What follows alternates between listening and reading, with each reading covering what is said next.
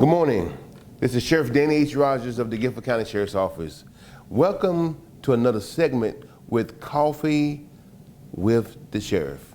Today, my special guest is historian Ms. Ruby Sapp-Leach. My second guest is Council Lady Pamela Burgess, Jamestown Council. So we're going to talk about you, talk about your experience in the great town of Jamestown. We're going to talk about a little bit about the history of your journey, your roots. I want to talk a little bit about Sapp area, McKay area, the history. Just a little bit, we'll touch here and there. We're going to talk about 35 minutes. Well, actually, we're talking now. So what we're doing now, just relax. You relax. Say what you need, what you would like to say. Ask me what questions you would like to ask me.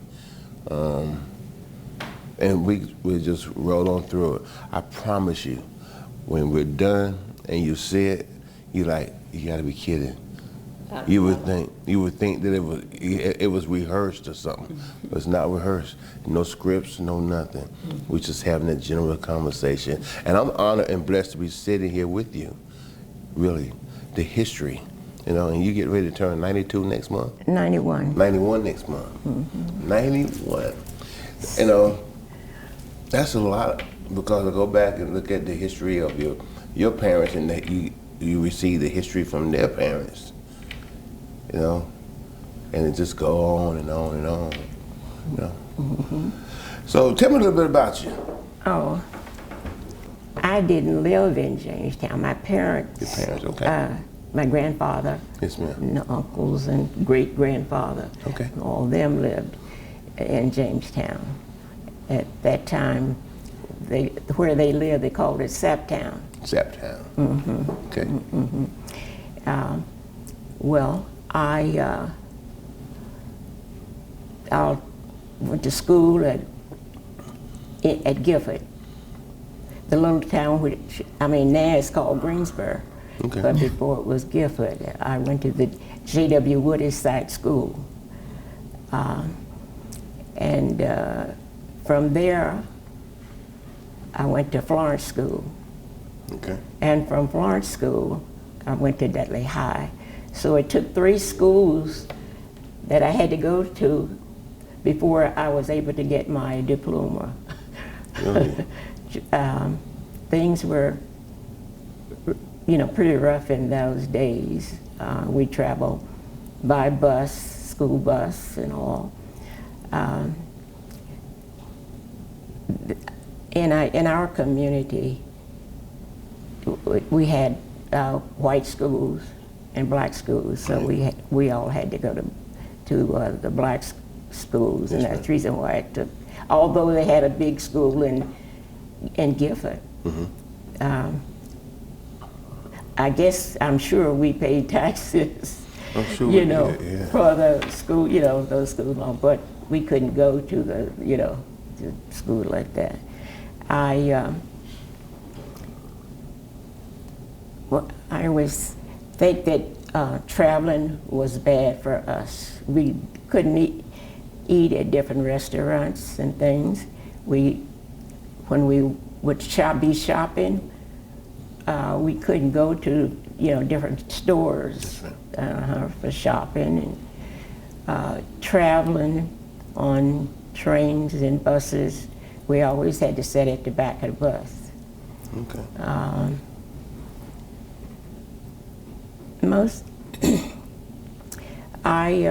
After finishing Dudley High School, I went to Winston-Salem Commercial School for a time, to learn a little bit more about typing.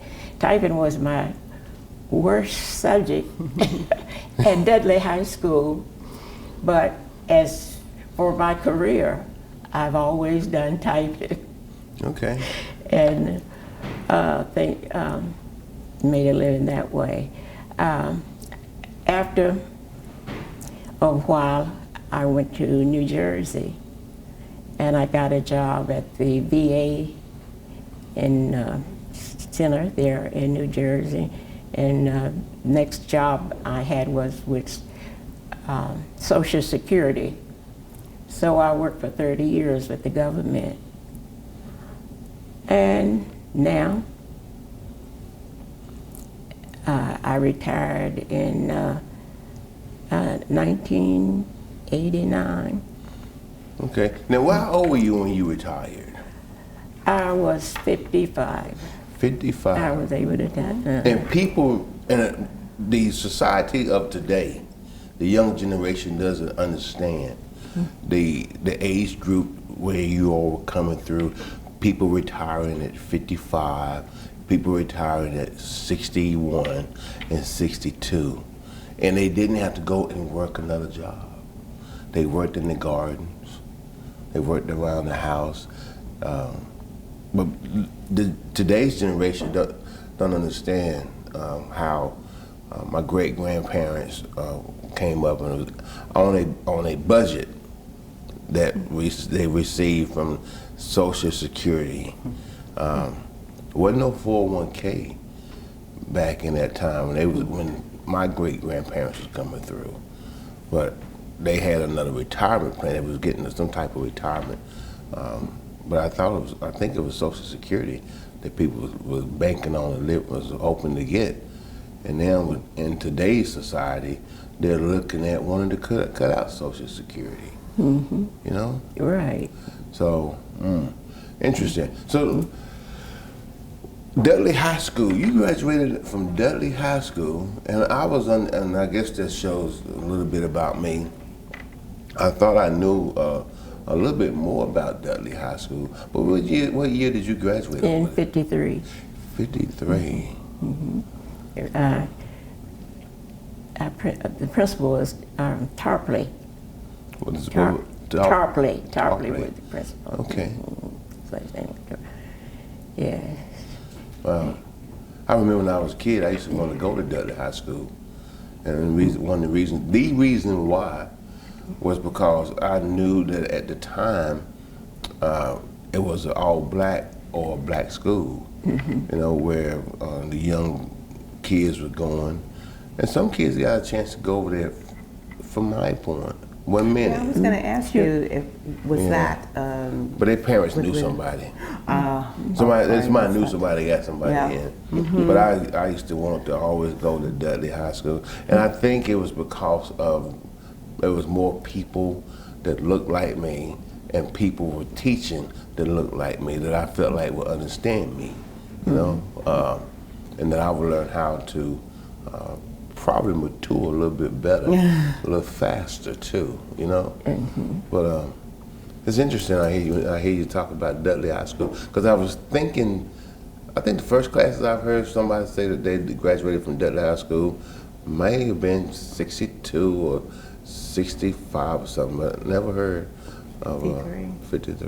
Yeah, that's interesting. So, how many children? You have children? No. No children. Okay. Then you were married? Yes. Okay. All right. How long were you married? Can't remember. That's okay. That's a long time. Now, if you ask, well, I would say I got married in 58. Okay. And yeah, so. Okay. Long time. It's a long time. Long time, and marriage is healthy. It can be, you know. And the period that it looks like it has agreed with you, God has been good to you. You're a very sharp-looking, pretty 90-year-old lady, you know. That's real. And I see people now that's my age, a little bit younger, can barely get around. I'm like, oh my God, help us all. Yeah, I also worked for Mr. Whitley. He was he was the principal at Florence School when I went to, and I became his secretary. I worked for 4 schools and for Mr. Whitley. Now that's so when we speak of Florence School, we're speaking of Florence School, Florence Elementary that is located on Penny Road. You're right. Okay. Yes. Yes. And I worked at the old courthouse building here on Market Street, facing Market Street, in that big building. Yes, ma'am. That was Mr. Whitley's office. Okay. You know what? That is right. This Guilford County schools Yes. used to be up here. Yes. Yeah. Wow. But I also would do some, before that time, before I started working for Mr. Whitley, I would work in some of the white homes, you know, Yes, ma'am. people's homes, and cleaning, you know, and doing things like that. I understand. So I've experienced, You've experienced life. yes. Yes, ma'am. I understand. You know, I've experienced life too by working not necessarily in the homes, but in the buildings and cleaning the buildings. So, you know, I do understand. People don't understand. There's a difference in when we say clean and a peddling. You know, we was cleaning, getting in there cleaning the toilets and all this stuff. So we can talk about stuff. Yeah, we certainly can. We can talk about stuff. And people don't quite understand that where people come from. They think when they look at you today, they say, but don't know the history, don't know how you got here, where you come from. So let's go over there to where your parents and grandparents grew up at, or lived at. Let's talk a little bit about that. Yeah, they were in the 1800s. I had Isn't that something? my grandfather, Sapp-Leach, him and his brother, the trains that goes through Jamestown, Yes, ma'am. they worked on laying those tracks for the train to, you know, on, and they had lots of land in Jamestown. They had farmland and over there. Now, that's from the Sapp family. And we have from the Fuller family that lived in Jamestown. That was on my mother's side. You said Fuller? Fuller's. Fullers. So would that be the tall Fullers, real tall? Right, Henry and Yes, William. Henry Fuller that lived across the street from the Jamestown Park. Right. Yeah, I went to school with his son. Oh, you did? I did, and I know their daughter, Denise. I think Denise was a couple years older, 3 years older. But yeah, but go ahead. I mean, you know, yeah. Yeah. It's familiar now. Yeah. Yeah. My uncles, my uncle Earl Sapp, he was the principal of Woodyside School, J.W. Woodyside School. Now, where was that school located? That's located right there in Guilford. Okay. Now. Now, so when we say Guilford, give me a Okay, you know where the Morgan Bus Company on Guilford Jamestown Road.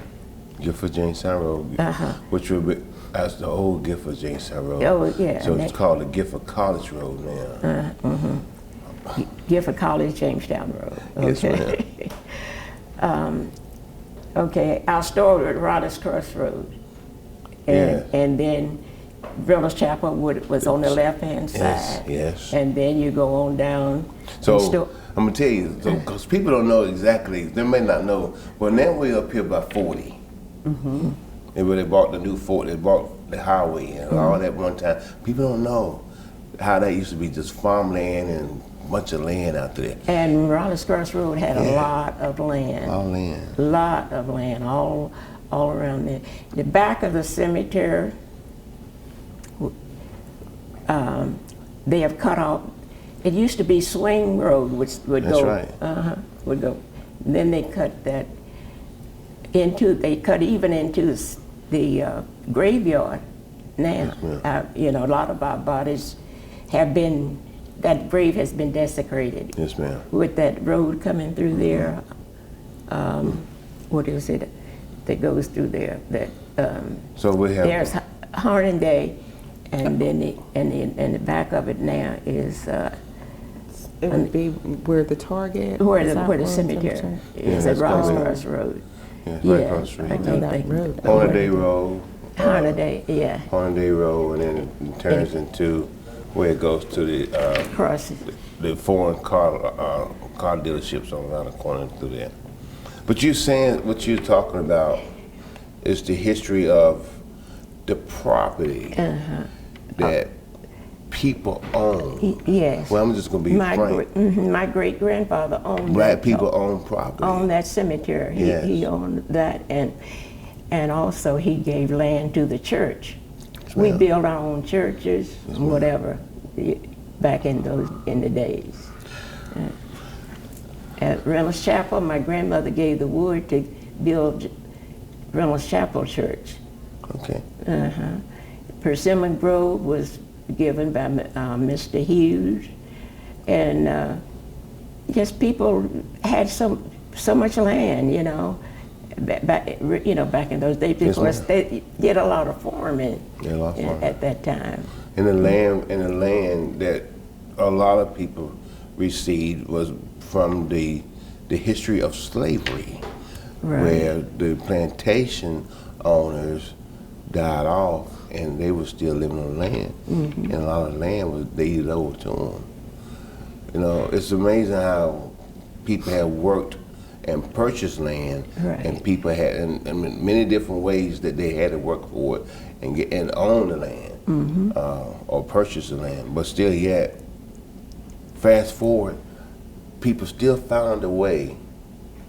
The United States government, through the DOT, found a way to purchase the land, or better yet, to bring the highways through lands that where people of color owned Yeah. and could have continued to do well and passed on wealth. Now we're in the month of February, and every month of February, every year of February, the February comes around, we are recognized. They recognize Black History Month. Right. Well, I'm here to tell you, I recognize Black history every day, and I have to. It's my culture. It's who I am, and we have to talk about. And I could sit here and talk to you forever in a day, and I will be talking with you some more because the idea of you hadn't even got started. You hadn't even got warmed up yet. Right. To start telling me the history. And I also want to say that my uncle, James Reynolds, he worked for the Guilford College, and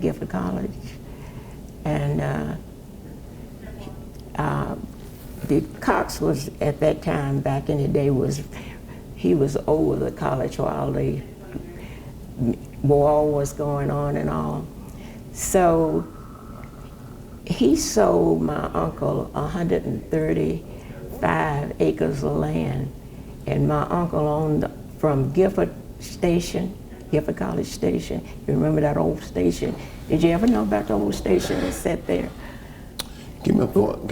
Right there at Guilford College Road and 421 at that time. Oh my God. Yeah, he owned land all the way back over to Wendover.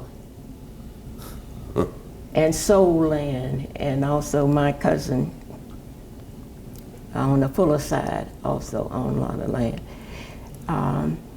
My people were in World War I. They were, my uncle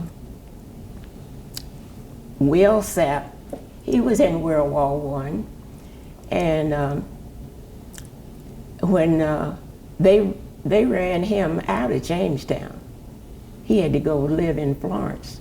He got a letter from the Black Caps, and they told him he had to get out of Jamestown. So it was quite a few of the black men that had to leave Jamestown and go over to Florence to live. Really? In that little town. So that's how Fuller's integrated over there, or Yes. began to live over. Interesting. Now, when we say black cap, Caps, C-A-P. black caps, caps. were they black people or white people? White people. They were like the Ku Klux Klans. Okay, I got you. See the history there. This is new to me. You know, and to be sitting at the table, with you and the great history moments and your recollection and your memories on things that was done when you was younger and coming up as a kid, and then when you first started, you started the 1800s. I ain't talking nobody that started out the 1800s. They started talking about stuff in 1956 or 46, but and then be sitting here with you, Councilwoman of Jamestown, first female African American black council member of Jamestown. Yes.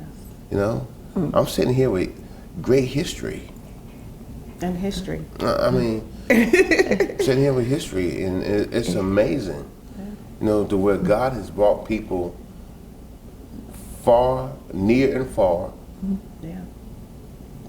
to talk about some bits and pieces here where the stories can continue to move in and grow. McKay Road. Now I understand that Sapp Road was one time was McKay Road at one time was Sapp Road. Right. Talk to me a little bit about that, if you can. About my people that lived on. Yes, ma'am. Because it's called McKay Road now. Okay. People call it Mackay Mackay. or McKay, but you know, depends on where they're from, I imagine. It's not been very long that they changed that name, because it was in 19. My dad. I forgot when he died, but they put up when I was going to school, you know, and all, and my people were living on there. It was a dirt road. It wasn't paved or anything. We'd go down there and pick up the kids on that road. And so when they paved when they did pave their road, it's not. I wished I knew the date. I think it. But they put up a sign saying Sapp Road. And so it was a nice city sign, you know, Sapp Road. So I said, then they changed it to Mackay Road later on after that. But how Mackay got the name is when they were running that railroad track through there. Yes, ma'am. Mackay was overseeing that track being built through Jamestown. And he would lease land from my people because it was a lot of quail in that area. Oh, birds. Yeah. And he'd bring his friends down and shoot quail. So he bought one of those cars and set it aside, you know, while he was down there, and they would sleep overnight or whatever. And that, and like I say, he'd give, I think I seen $3 to shoot quail on my grandpa's property. And then on my grandmother's side was the same way, although she lived over there near. Her land was off of Wendover, you know, down there by the dog kennel, old dog kennel, right. And Biscuitville. So that's how how that name come about, because he built a hunting lodge over there. Okay. So I guess, you know, by him whatever he did in the 1900s, but they were there, in the they were living there, the Sapps were, in the 1800s. Yeah. Having a conversation, sitting here with you right now, with you all, it reminds me when I was a little boy, and I would listen to my great-grandmother talk. I had no idea of how impactful it would be later on in my life to be able to listen to what she have said. And then when I meet older people that can bring history, can bring wisdom, how it reconnects. It's like my mind is on a train. So we use a train, for instance. The train is just moving on. You ever seen a train? The train just moving slow. You say, boy, I sure wish this train come on through here so I can get across the railroad track. And that's probably what I feel like right now for over many years, because my grandmother, great-grandmother, transitioned back in 2001. And she was 96, 97 years old. And she used to tell me the stories about things that was going on. But fast forward, but listening to you talk, and it's like I've been on that train that's just moving slow, and then you begin to start giving me some information, and the train is moving, pick it back up again now, because it's interesting. Yeah, and that's why, I just find her so intriguing, because I don't have roots here. So meeting, Miss Ruby, she is really the one who really opened up my eyes to African American blacks in Jamestown, back in the 1800s. I did not know that history. Right. And so I just, this has just been a true blessing, because, like you, I don't have, there's no matriarch or anything left, or patriarch in my family to tell me any of the history of black history, but especially here in the South, since I don't have the roots here. Right. And with you being one of the council ladies over there, you need to know absolutely the history and how people receive history, because history is history. That's it. You can't change it. But it's there. Another thing why I think that is so, my people, like the older ones, like I say, my great grandfather, well, his children, they did well.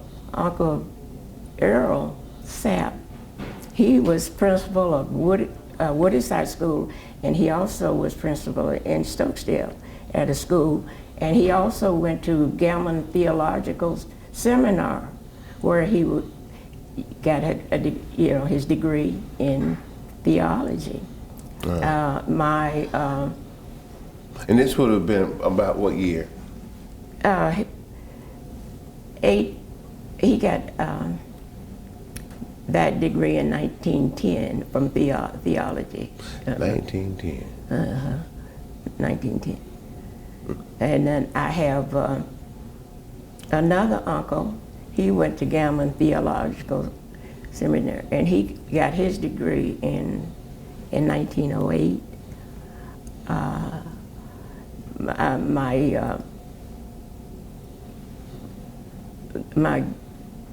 My aunt, with my grandfather's sister, Yes, ma'am. they all went to that little schoolhouse on the park, right there at the park, and right there by the Mendenhall house. That on the. So across the street from the City Lake Park. Yeah, that little brick house. A little brick house. Yes, a lot of my people went to that school. And even Tall Henry, as you remember, he went to that school. I remember Tall Henry. I remember Mr. Fuller. Yeah, he and now also we have my Fuller's. It would be Fuller's and Dad and his brother. Ezekiel Fuller. You probably seen Ezekiel. I don't know whether you read that name. Ezekiel and Mezerani in the book that Mary Browning has written there in High Point. She did several books there. Well, Mezerani and Ezekiel is shown in one of the books that she has written. Judy Mendenhall was a teacher at that over there also. So she got Mezerani from the state when Mezerani was 9 years old. And Mezerani was to, so in order, she got her, so as they, to work there for her, and all. So she was to keep her until she was till she was 18 years of age, and then she was to release her. So when she released Mezerani, she gave Mezerani 2 lots on the park side over there at the City Park, across the street from the Mendenhall. Right. Over there where the water yes. Really? And Isn't that something? so Mezerani opened she had church there and school. That little brick house. In that brick house. And there's a little cemetery around that little brick house right Yes. there. So I'm gonna tell you a story. Wait, is that going into City Lake? Yes. Isn't Got it it right Drive in when you turn in. Yeah. Yeah, she lived there. Okay. So we had a call one night. I was working for PD, High Point PD, and we had a call one night at the City Lake Park, and to fill in with the Guilford County Sheriff's Office. I was with the Sheriff's Office of PD, but either way, I was there. And we're out there, I don't know what we were looking for. So something suspicious. We didn't see anything. So we're standing, as God my witness, we are standing there by that little brick house. And no wind blowing, no noise going on, no rain, no nothing. And the wind began to swirl. The leaves began to start swirling right there where we were standing at. I can remember that as if it was right now. And I said, you know what? It's time for me to go. So what happened, and I did not realize that we were standing on a small cemetery.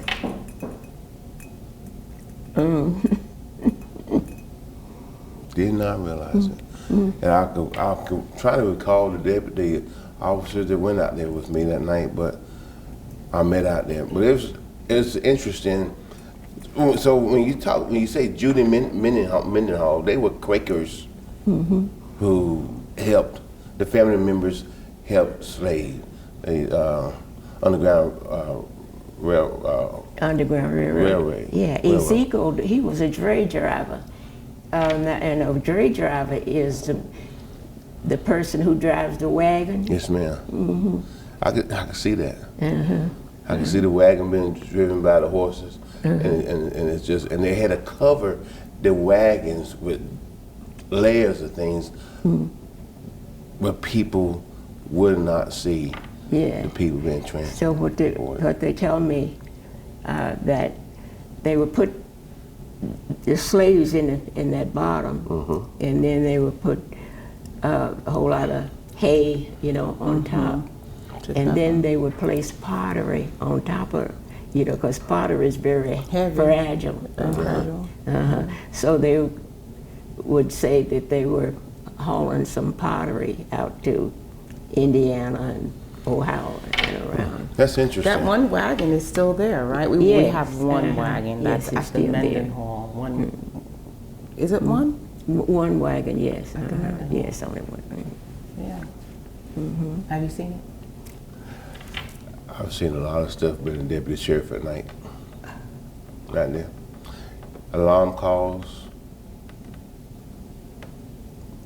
storm calls. You know, when you have the discernment, spirit of discernment, you can pick up, see, you know, pick up things. Yeah. Sometimes it's weird, but it is what it is. Yeah. Because God don't give it to everybody. He only gives it to those he trusts that will do something with it. I don't know what it is. You know?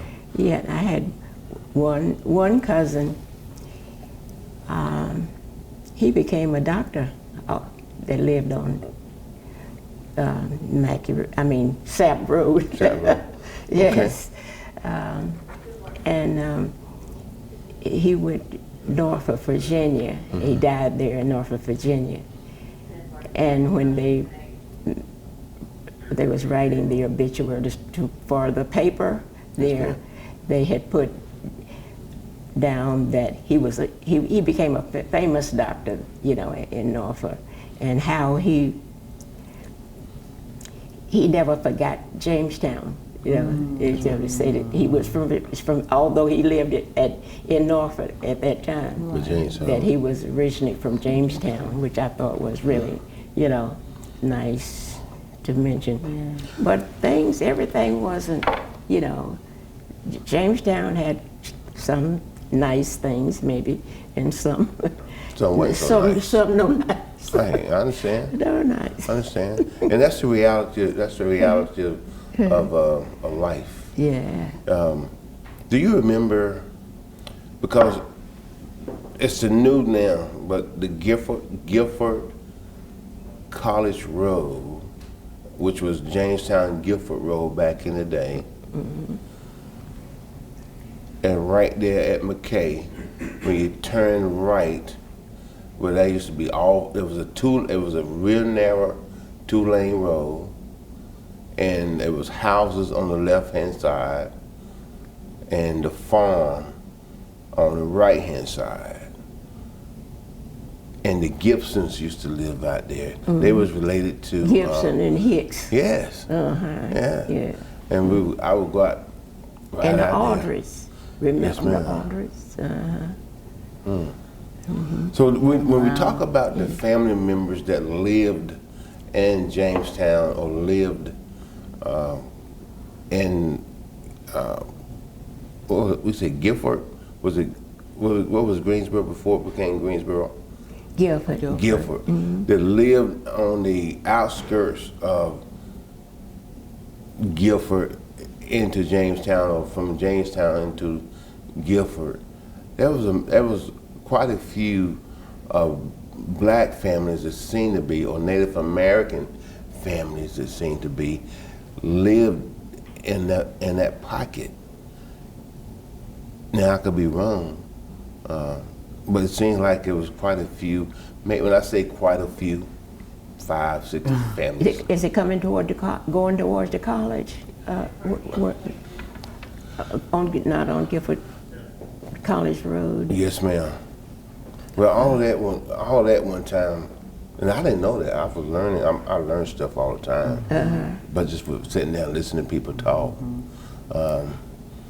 how a lot of African Americans or blacks, we were African Americans then, blacks and Negroes. That's what we were. That's what they called us back in the day. No, they called us colored. They called us colored too. Yeah, colored, and amongst other things. But where people own property, they just own so much land out there. And now, when you look at it, a great percentage of it look like it's taken up. DOT, or you know, I remember Anthony Fox when he came. He was the Secretary of Transportation, and he came. He spoke in Greensboro, and he said something that really taught me. And he said, "Pay attention to the planning and zoning signs. They make them so small and narrow because they know people won't take time out to read them." Right. He says, and there are in the neighborhoods normally hours where they want to bring in highways and byways. But God behold, when he said that, I thought about when I was a little boy living in High Point, and my grandparents lived on Hoover Street. And Hoover Street was over there by the railroad tracks. Are you familiar with the, oh God, what is that center? They're behind Leonard Street School. It used to be Leonard, it was called Leonard Street School, Leonard Avenue in High Point. No, I would hear the kids talk about Leonard. Okay, so back in the day, that would have been like you all doing a real talk, doing a day trip going into High Point. Right. Oh, Yeah. Yeah. Did you know Hattie Leach? I know the name. Hattie Leach, she used to do hair. Yes, and ma'am. Roof and she did hair on Washington Street. She lived on Underwood. That's Glenn Chavis's grandmother. Yeah. And Mother's and Ruth, she would work with Cutting Hattie too at times. And Glenn Shea was another history buff. I mean, I guess Glenn ought to be about, what, 90-something now? No, he's not. He's younger than me. Okay. Yeah, he was. He's just that old. He's just been around a long time. We're cousins. They probably fuss me out. Danny, you know, it'd be okay. But anyway, so we was playing. I remember playing, and I was a little boy, and I could run up under the house, and I thought that was the coolest thing. Yeah. Run up under the house sitting on bricks. Mm-hmm. I thought it was the coolest thing. And then the train tracks was across the street, not maybe a good 50 yards from the house or 75 yards from the house. I thought that was cool too. Yeah. And the stores and stuff that was around, the laundromat, the streets was narrow. I thought all that was cool. Mm-hmm. And then one day they wiped it all out, and they bought a highway through.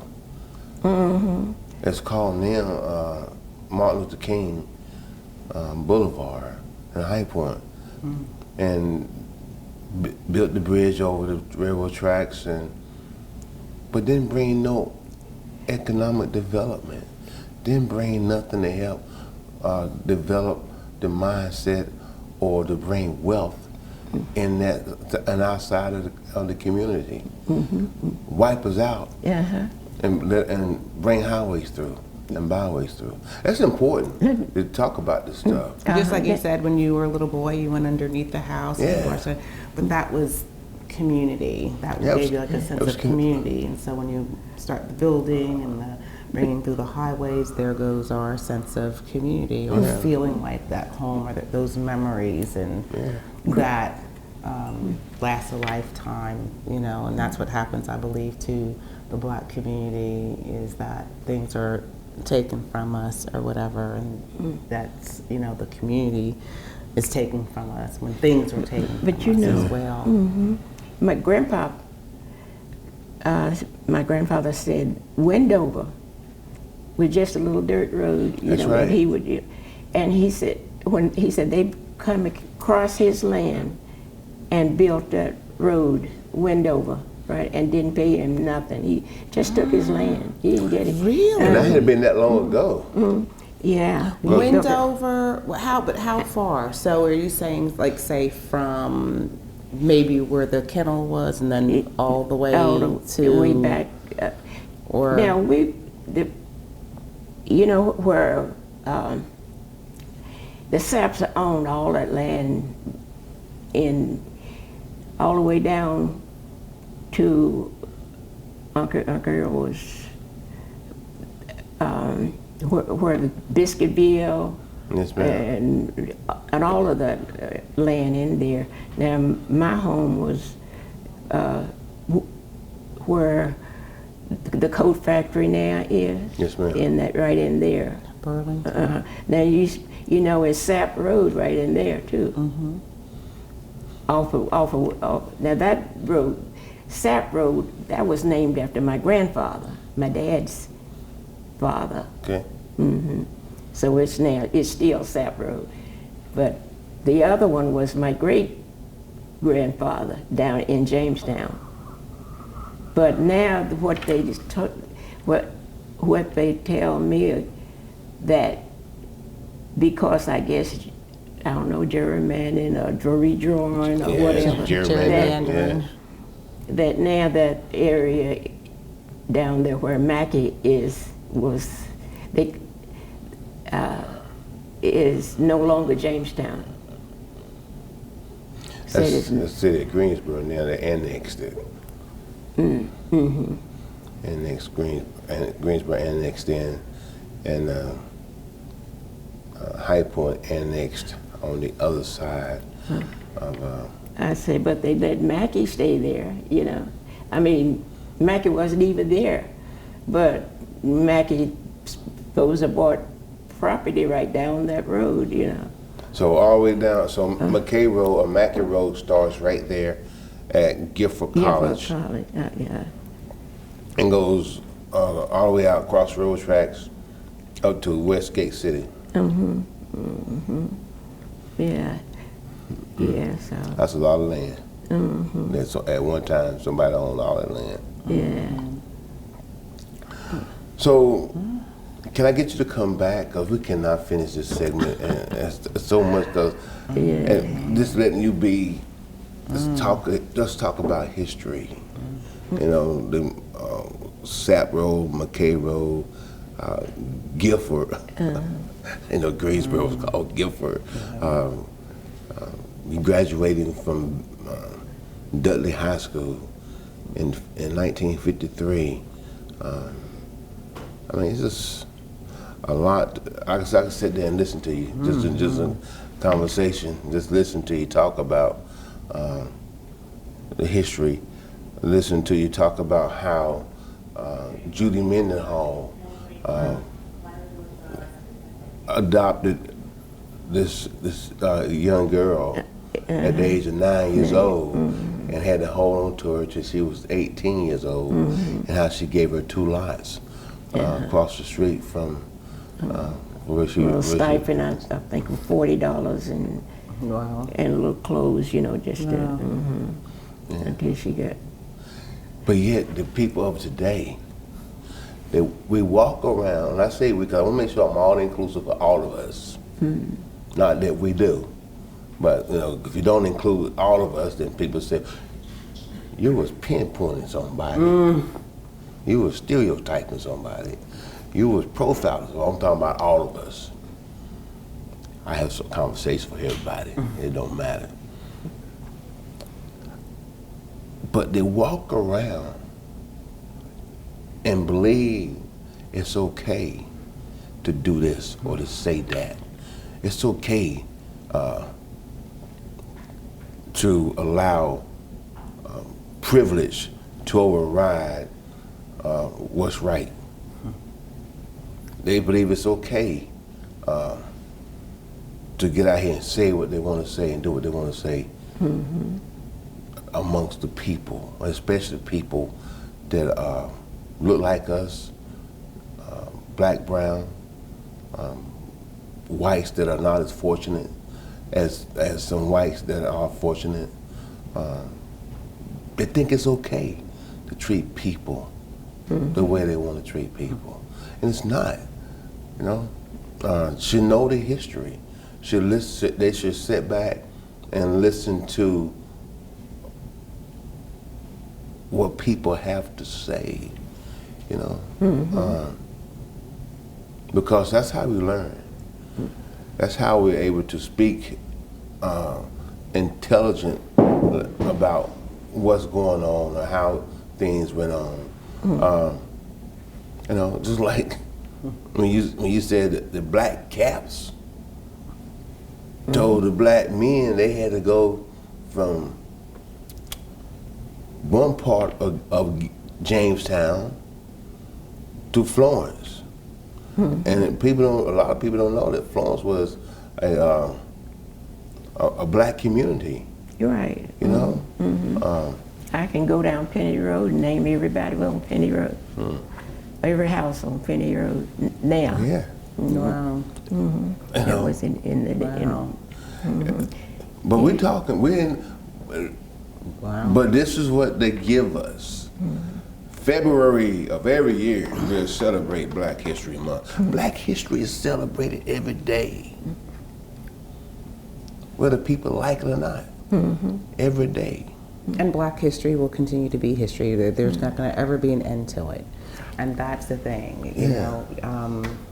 And everybody's experience is different, like Sheriff said, right? I mean, you know, we should listen. We should listen. We should try to understand. Everybody's experience is different. It's different. You know, I am the first Black sheriff of Guilford County. I'm very honored and grateful. But I don't walk around like that's my title. I'm the sheriff for everybody. Everybody. you're right. You know?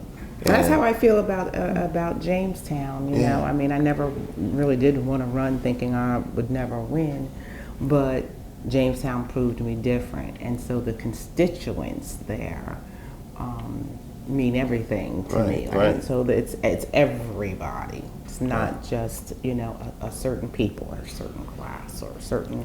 It's everybody. What we are responsible for. But we're responsible for, you're responsible for, but the main thing that you're responsible for, Councilor Lady, is being able to deliver history moments to your constituents. By them having the blinders removed from their vision so they can see. You know? You've done a phenomenal job. So much you can tell, and I'm sure you have a lot of things that you can show, pictures and you have pictures with you today? No, okay. I didn't bring. That's okay. But those are things that, a lot of stuff that you can put together and talk about. I see you have your, what would I say? You're not a caretaker, you are an assistant? Cousin. So you have your cousin with you. Right. Man. Yes, she has been so wonderful, and well, you do have to meet with Miss Ruby again, or either just come to the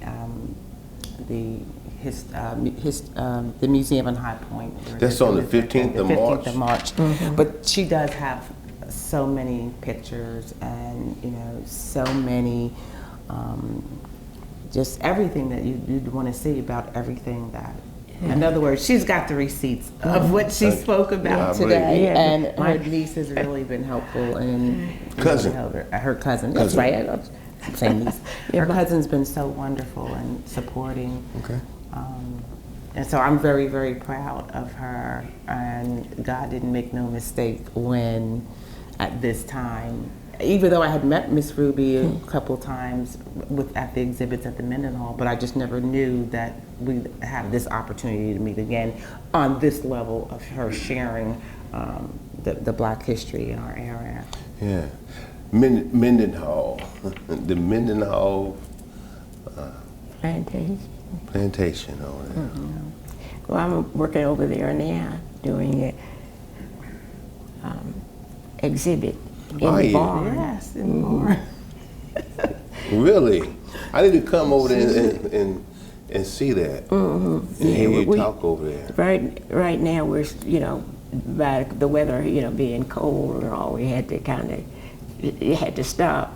But we got those old industrial tools and things, you know, and cleaning them up, and we're gonna hang them on the board so when kids and things come by for, you know, they'll be able to see those old tools and things that people used a long time ago. Okay. Thank you all. This has been another segment with Sheriff Danny H. Rogers of the Guilford County Sheriff's Office. Another segment with Coffee with the Sheriff. This month we have discussed just a little bit and conversation piece, relaxing, drinking coffee. We're talking about the history of some of the history in Jamestown, the Black history, Native American history, that is over there in the township of Jamestown. I've learned a lot, Ms. Ruby. I did. I learned, and there's more that I can learn. Black history is every day, and I need people to understand that it is every day. It is not a stigma where we do this here just in February. I live Black history every day, every second of the day. Real talk. And in order for me to understand Black history, I must sit down with people who are older than I am, they have lived life, they have people that can bring their history from their parents, their grandparents, and their great-grandparents. I'm sitting here with Miss Ruby, and as I think about it, I mean, you started out talking about the 1800s. Never done that.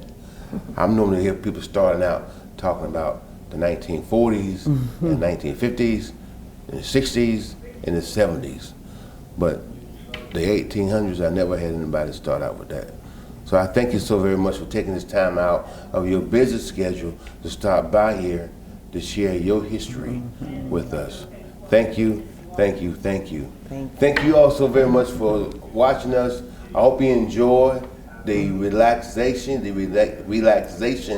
of this segment where you understand nothing is scripted.